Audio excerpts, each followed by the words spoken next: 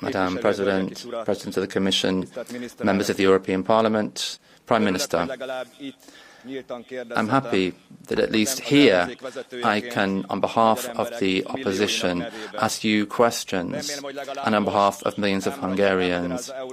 I hope that now you can explain to Europe, but particularly to Hungarians, how Hungary has ended up in this situation. How has Hungary in 20 years gone from a bright star to what is officially the poorest and most corrupt country in the European Union?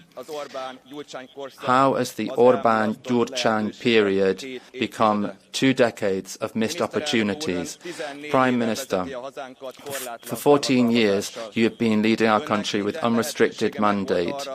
You had all opportunities to make Hungary a land of kept promises. For centuries, our ancestors have fought for Hungary's freedom and sovereignty, and they fought for Hungary to belong in Europe. The overwhelming majority of Hungarians voted in favour of joining NATO and the EU, and if there were a referendum today, they would do the same. Prime Minister, we are members of the European and Western Club. Even if you want to fantasize about economic neutrality, even if you'd rather talk about changing the global system than the real problems of the Hungarian people.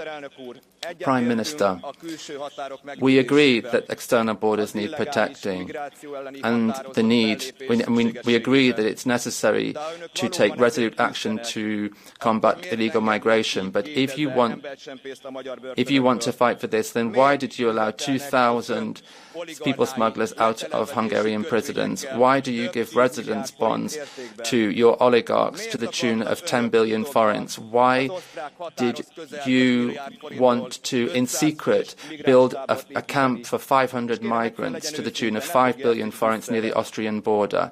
And please don't blame Brussels for that. Be honest. And yes, both parties need to work to conclude the Russia-Ukraine war as soon as possible and at least come to a ceasefire. But that does not mean that the opinion of your political director is acceptable. He said that Ukraine should not have fought for its territorial sovereignty.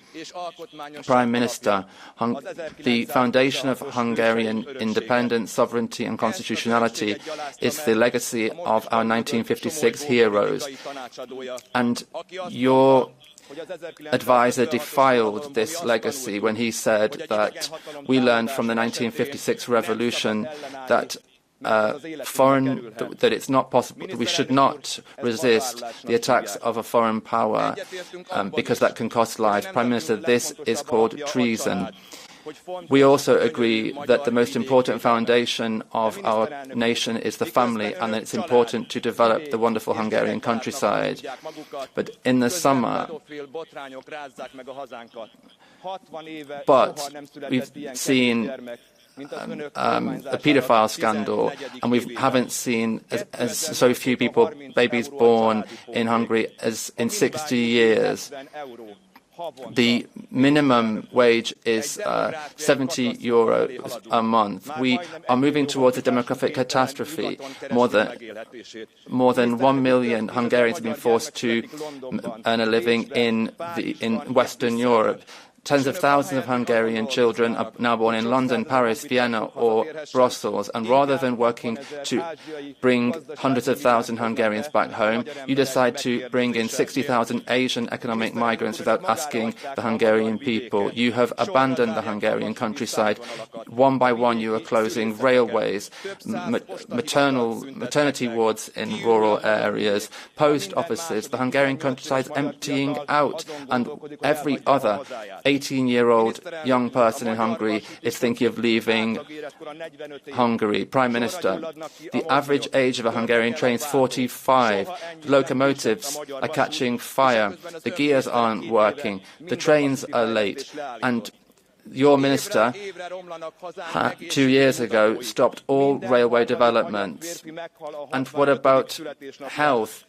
1 in 3 Hungarian men die before their 65th birthday. There is a lack of 40,000 nurses in the system. There's no detergent, disinfectant, no toilet paper in the hospitals. And this is in the home of Ignaz Semmelweis.